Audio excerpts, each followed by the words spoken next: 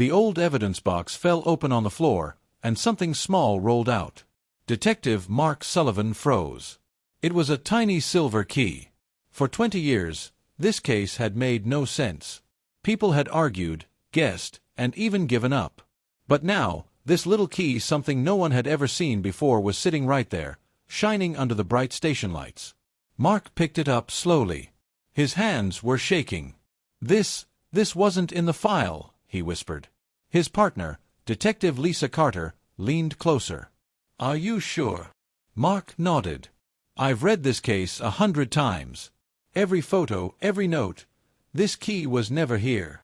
Lisa's eyes widened. "Then where did it come from?" Mark didn't answer right away. He just stared at the key. Because deep down, he knew. This tiny object might be the one thing that could finally solve the case that had confused police for 20 years. And if that was true, then everything they believed before was wrong. But what did the key unlock? 20 years earlier, the town of Maplewood was quiet and peaceful. Nothing big ever happened there. People left their doors unlocked. Kids played outside until the streetlights came on. That all changed one cold October night. Emily Parker, a 10-year-old girl, went missing. She had been walking home from her friend's house. It was only 3 blocks away. Her parents expected her home in 10 minutes. But she never arrived. At first, everyone thought she just got distracted. Maybe she stopped to play or talk to someone. But when an hour passed, her mother called the police. By midnight, the whole town was searching. Flashlights moved through the dark streets. People called her name again and again. "Emily! Emily!" But there was no answer. The next morning, they found her backpack. It was lying near the edge of a small forest just outside town. Inside the bag, everything looked normal. Her books, her lunchbox, even her favorite blue pen. Nothing was missing. Except Emily. The police searched the forest for days. Then weeks. Dogs followed her scent, but it suddenly stopped near an old, broken fence. It was like she had just disappeared into thin air. There were no footprints. No signs of a struggle. No witnesses. Nothing. The case confused everyone. Detectives worked day and night, but every lead went nowhere. They talked to neighbors, teachers, friends, strangers passing through town. One man said he saw a dark car that night. Another said they heard a scream. But none of the stories matched. And none of them led to Emily. As months turned into years, the case grew colder. People moved on, but Emily's parents never did.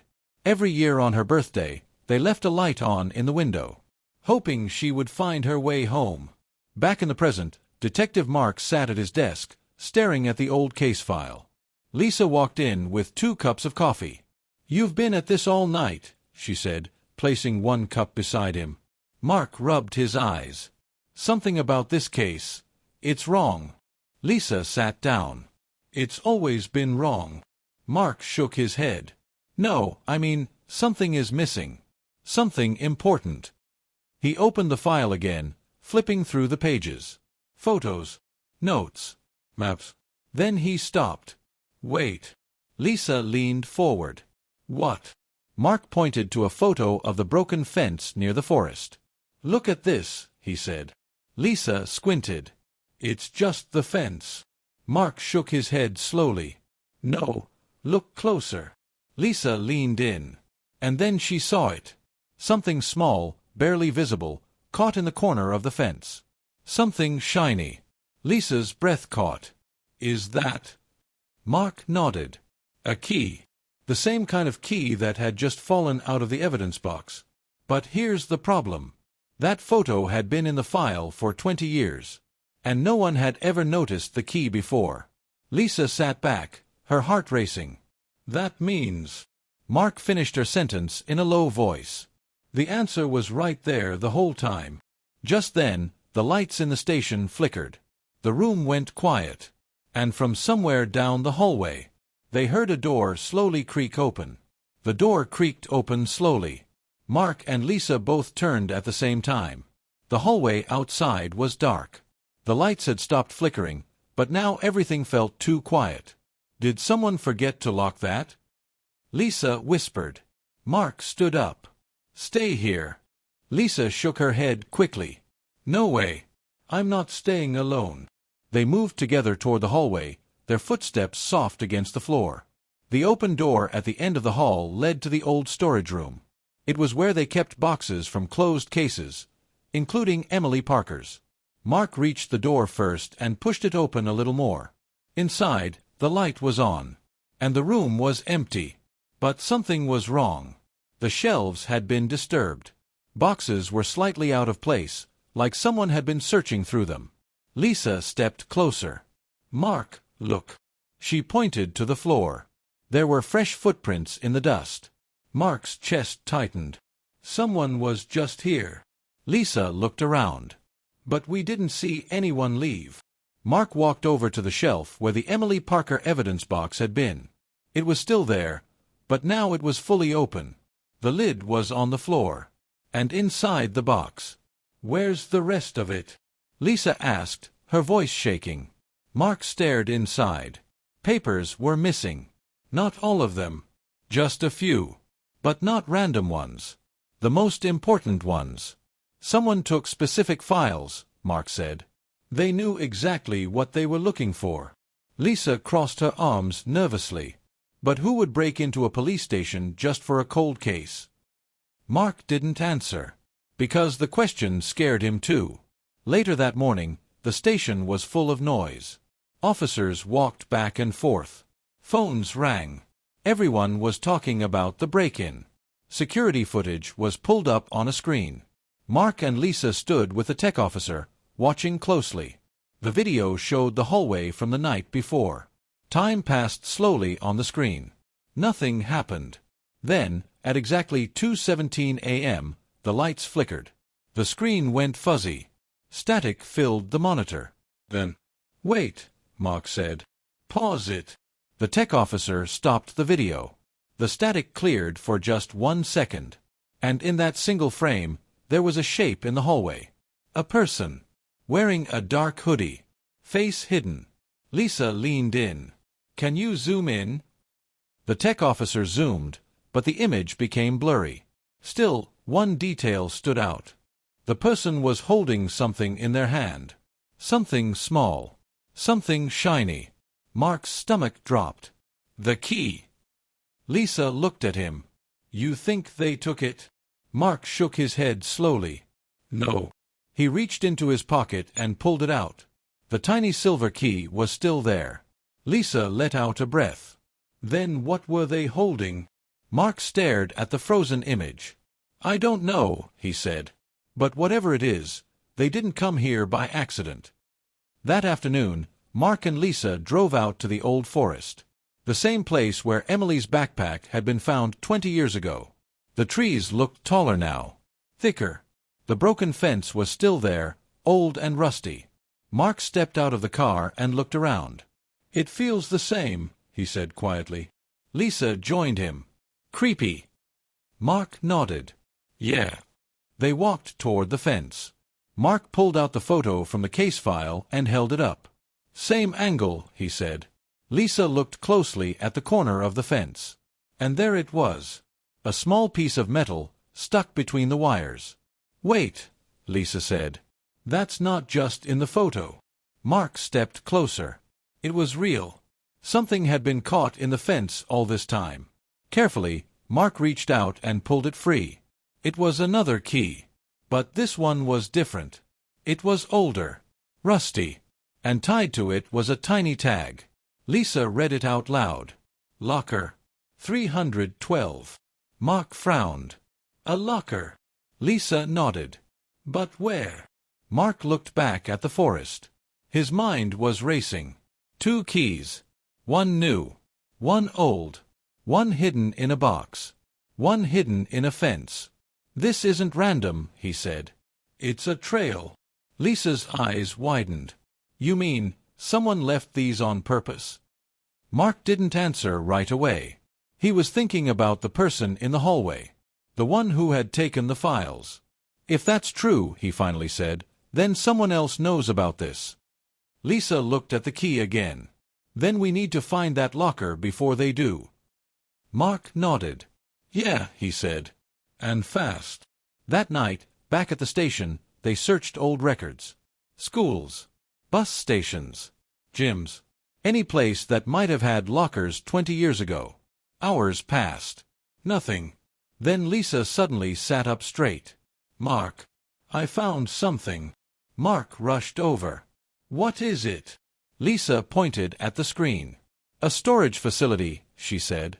It used to be called Maplewood Lockers. It shut down 15 years ago. Mark's heart started beating faster.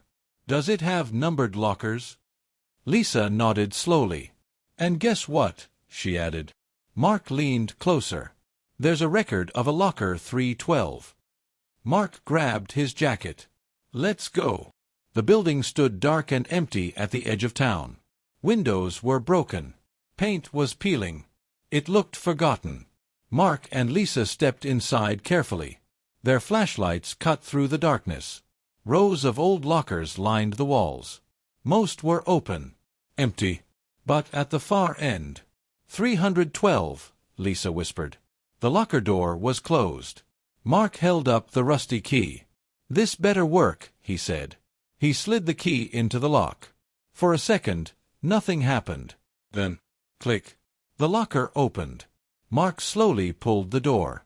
Inside, there was a small box, covered in dust. Lisa stepped closer. Open it. Mark reached in and lifted the lid.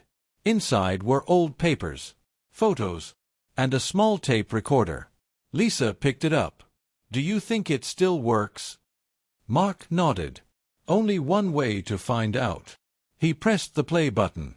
For a moment, there was silence. Then, a voice crackled through the speaker. A little girl's voice. Soft. Scared. Hello, my name is Emily. Lisa's eyes filled with shock. Mark froze. The voice continued. If anyone finds this, please help me. The recording cut to static. Lisa whispered, She was alive. Mark nodded slowly, but his face turned pale. Because under the recorder, there was one more thing. A recent photograph. Not old. Not from 20 years ago. It showed the same forest. The same broken fence. And standing right beside it was a person in a dark hoodie, looking straight at the camera. And behind them, a shadow. Moving. Not human. And getting closer. Mark dropped the photograph. It hit the floor with a soft slap. For a second, neither of them spoke.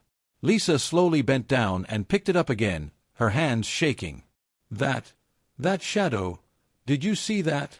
Mark nodded, his voice low. Yeah, I saw it. The person in the hoodie stood still in the picture, but the shadow behind them looked wrong. It stretched too far. It bent in a strange way. It didn't look like it belonged to a person at all. Lisa swallowed. This isn't just some old case anymore, is it? Mark shook his head. No. Someone is still out there. And they're watching this place. Lisa looked back at the open locker. Then why leave this here? Why leave clues after all these years? Mark took a deep breath. Maybe it's not about hiding anymore. Lisa frowned. What do you mean? Mark looked at the tape recorder still in her hand. Maybe they want us to find it. They drove back to the station in silence. The tape recorder sat between them. The photo was sealed in an evidence bag. Mark kept glancing at it. That shadow. It didn't make sense. And he didn't like things that didn't make sense. Back at the station, they went straight to the lab. Can you clean up the audio? Mark asked the technician. There might be more after the static. The technician nodded. I'll try. Lisa placed the recorder carefully on the table. Please hurry. While they waited, Mark pinned the photo to a board. He stepped back, staring at it.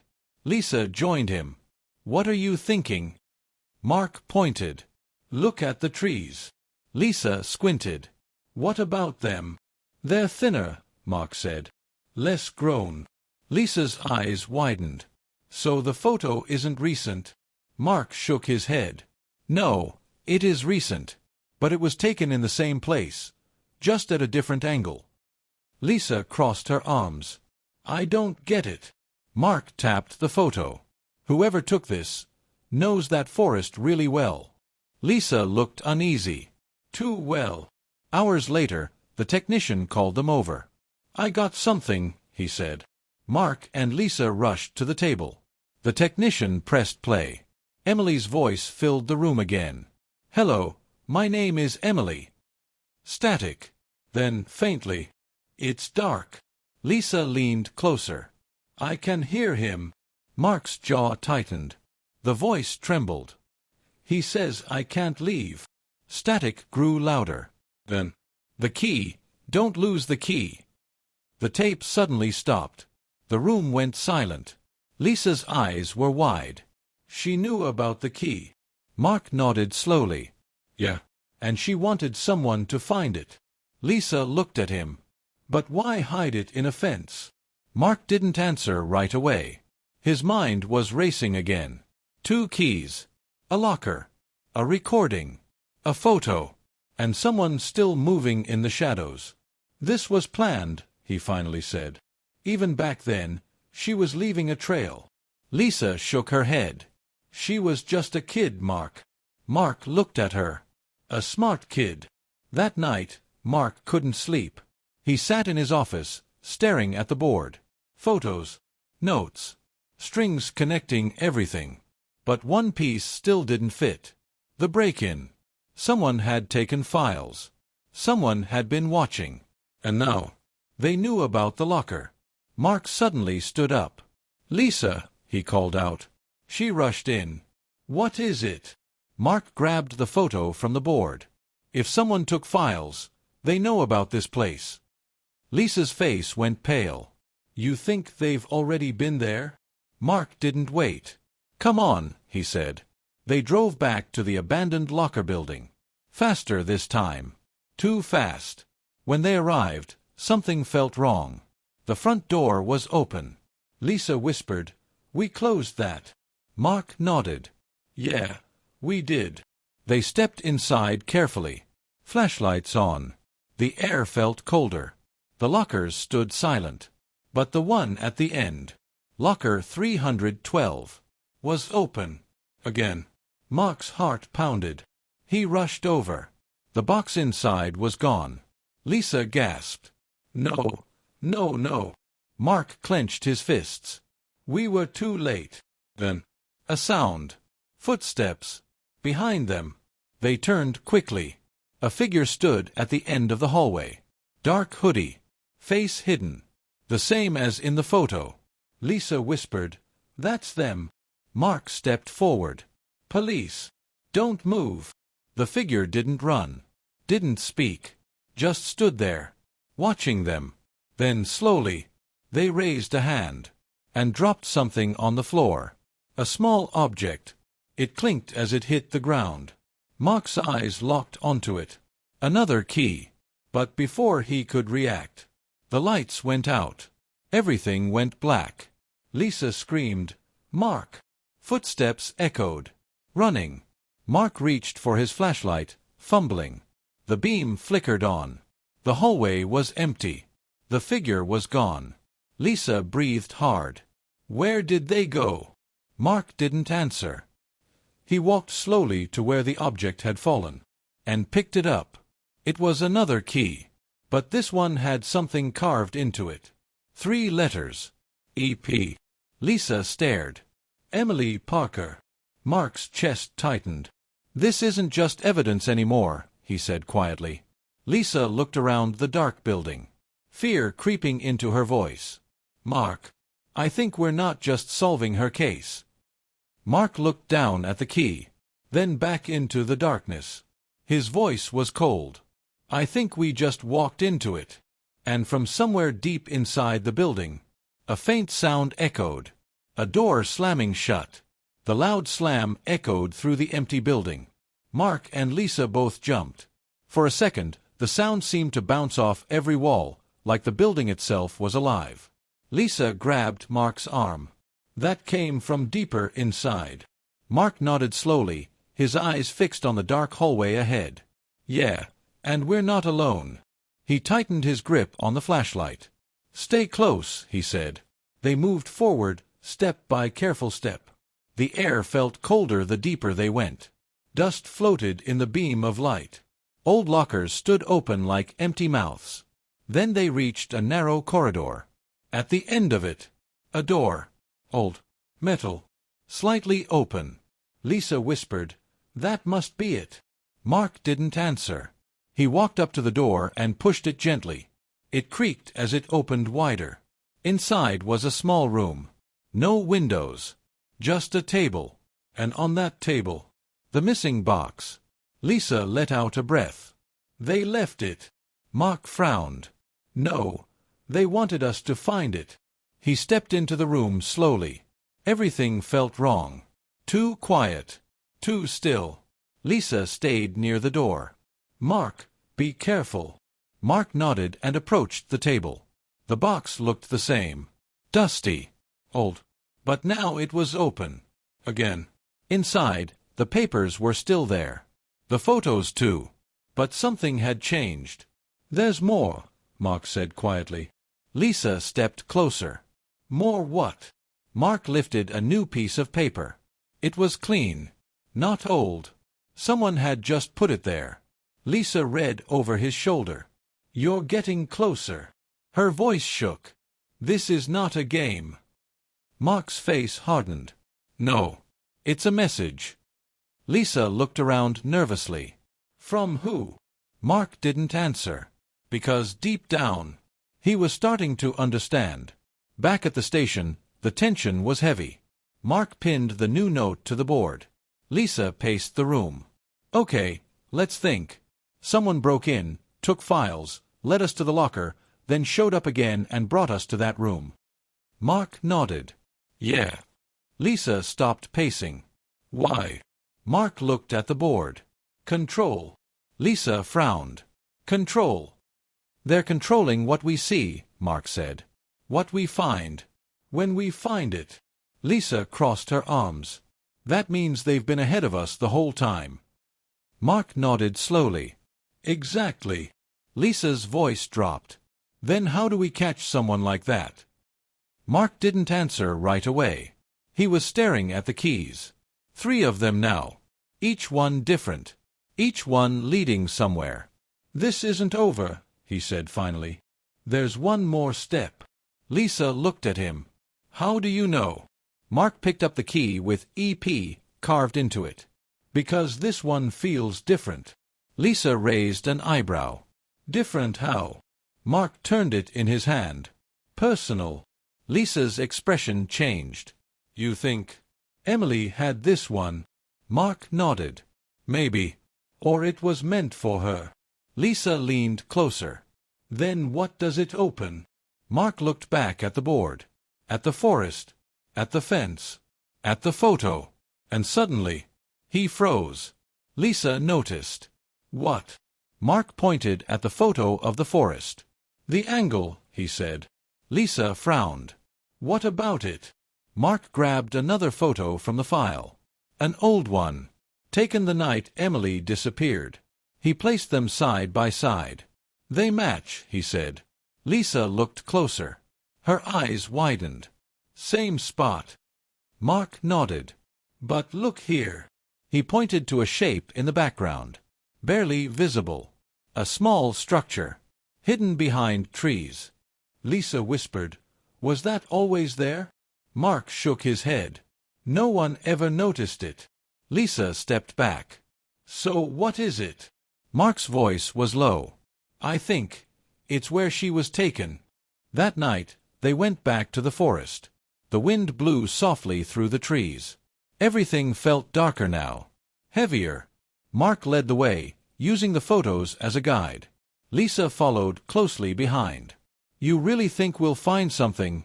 She asked quietly. Mark didn't look back. We have to. They walked deeper into the forest. Past the broken fence. Past the place where the backpack had been found. Then, wait, Lisa said. Mark stopped. There, she whispered. Through the trees. A shape. Small. Hidden. Mark stepped forward slowly, and then he saw it clearly. A cabin. Old. Broken. But still standing. Lisa's voice trembled. How did no one find this? Mark didn't answer. He was already moving toward it. The door of the cabin was slightly open, just like the door in the building. Lisa grabbed his arm. Mark, what if they're inside? Mark looked at her, then back at the cabin. If they are, he said quietly, we're about to find out. He pushed the door open. It creaked loudly. The inside was dark, cold, empty. At first. Then Mark's flashlight moved across the room. And stopped. On the wall. Lisa gasped. Covering the wall were drawings. Dozens of them. Childlike. Crayon. All the same girl. Emily. And in every drawing, a tall figure stood beside her. Face blacked out. Watching. Lisa whispered, "She was here." Mark stepped closer. His chest felt tight. This wasn't just a hiding place. This was where she lived. Or was kept. For how long, he didn't know. Then Lisa pointed. "Mark, look at this. On the floor, near the corner. A trapdoor. Old wood. With a metal lock." Mark slowly reached into his pocket. And pulled out the key. The one marked EP. Lisa's voice was barely a whisper. "That's it." Mark knelt down. His hand steady, but his heart racing.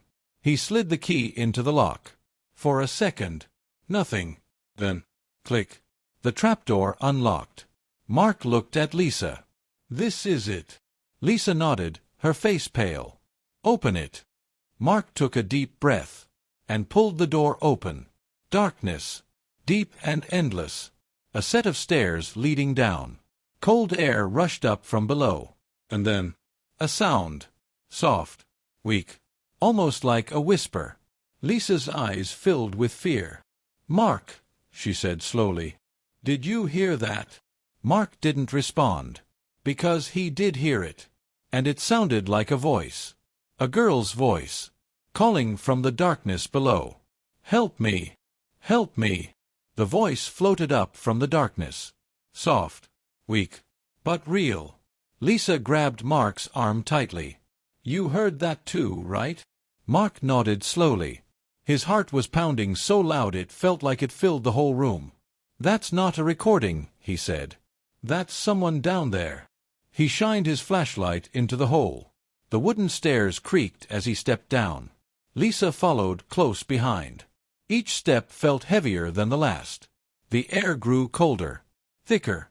Like the space had been closed off for years. At the bottom, Mark's light swept across the room. And then, he froze. A small space opened up beneath the cabin. Old blankets. Rusty chains on the wall. Empty food cans scattered on the ground. Lisa covered her mouth. "Oh my God!" Mark's voice dropped. "This is where she was kept." Then the light moved again. And landed on something in the corner. A figure. Curled up. Barely moving. Lisa whispered, "Emily?" Mark stepped closer, slowly. The figure lifted its head. The light revealed a young girl. Thin. Pale. Scared. But not a child. A grown woman. Her voice cracked. "Please, don't leave me." Lisa gasped. "She's alive." Mark knelt down carefully. "Emily Parker." The woman nodded weakly, tears in her eyes. "I waited," she whispered. "I kept waiting." Lisa dropped beside her. "We're here now. You're safe." Emily shook her head slightly. "No. He's still here." Mark's eyes sharpened. "Who?" Emily's lips trembled. Before she could answer, a loud bang slammed from above. The cabin door. Lisa looked up. Mark. Heavy footsteps moved across the floor above them. Slow. Deliberate. Mark stood up instantly. "He came back," he said. Lisa helped Emily sit up. "We have to get her out of here." Mark nodded. "Go. I'll hold him off." Lisa shook her head. "No. Go." Mark snapped. Lisa didn't argue again. She helped Emily toward the stairs. Mark turned off his flashlight. The room fell into darkness. He listened. The footsteps above stopped. Silence. Then the trapdoor creaked. Light poured in from above as it slowly opened. A shadow appeared. Tall, still, watching. Mark's voice was calm, but firm. "It's over." The figure didn't move, didn't speak. Then slowly, they stepped down. One step at a time. Mark could now see their face. And his blood ran cold. "I know you," he said. It was a face from the old files. A man everyone had trusted. A man who had helped in the search 20 years ago. Daniel Reeves. Lisa's voice echoed from above, shocked. "No, that's impossible." Reeves smiled faintly. "You were never supposed to find her." Mark clenched his fists. "You kept her all this time?" Reeves tilted his head. "I protected her." Mark's anger flared. "You kidnapped her." Reeves took another step down. "The world out there, it didn't deserve her." Mark moved slightly, blocking the stairs. "You're not getting past me." Reeves stopped. For a moment, everything went still. Then Reeves reached into his pocket. Mark tensed. But instead of a weapon, he pulled out a small object. A key. The fourth key. He held it up. "This," Reeves said softly, "was the final piece." Mark frowned. "What are you talking about?" Reeves smiled again. "You followed every step. Just like I planned." Mark's heart dropped. "You planned this?" Reeves nodded slowly. "The break-in. The files. The locker. The clues." Lisa's voice shook from above. "Why would you help us find her?" Reeves looked up toward the light. His smile faded. "Because," he said quietly, "I was getting tired." Mark stared at him, confused. "Tired of what?" Reeves looked back at him. His eyes were empty now. "Tired of waiting." Silence filled the room. Then suddenly, Reeves lunged forward. Mark reacted fast. They crashed into each other. The small space exploded into chaos. Lisa screamed from above. Mark struggled to hold him back. Reeves was stronger than he looked. Wild. Desperate. "You should have left it alone," Reeves shouted. Mark gritted his teeth. "Not a chance." Reeves swung again. Mark dodged, then tackled him hard to the ground. The keys scattered across the floor. Metal clinking in the dark. Reeves tried to reach for one. But Mark grabbed his arm and slammed it down. "It's over," Mark yelled. Footsteps rushed in from above. Backup had arrived. Officers flooded the cabin. Within seconds, Reeves was pulled away and handcuffed. Still struggling. Still shouting. Then finally, silence. Outside, flashing lights filled the forest. Paramedics wrapped Emily in blankets. Lisa stayed beside her, holding her hand. "You're safe now," she said gently. Emily looked up at the sky. Tears rolled down her face. "I thought no one would ever come." Lisa smiled softly. "You left clues. You helped us find you." Emily shook her head weakly. "No, he did." Lisa frowned. "What do you mean?" Emily looked toward the cabin, where Reeves was being taken away. "He told me, one day, someone smart would follow the keys." Lisa's chest tightened. "He wanted to be caught." Emily nodded slowly. "He said it was the only way it would end." Later, as the sun began to rise, Mark stood quietly near the trees. Lisa walked up beside him. "It's finally over," she said. Mark nodded. "The case that confused police for 20 years, he said softly, "finally solved." Lisa looked at him. "Because of a key." Mark gave a small smile. "Yeah," he said. "A tiny key." He reached into his pocket and pulled out the first one, the one that started it all. He stared at it for a moment, then closed his hand around it. As the sun rose higher, the forest didn't feel so dark anymore. And for the first time in 20 years, Emily Parker was finally going home.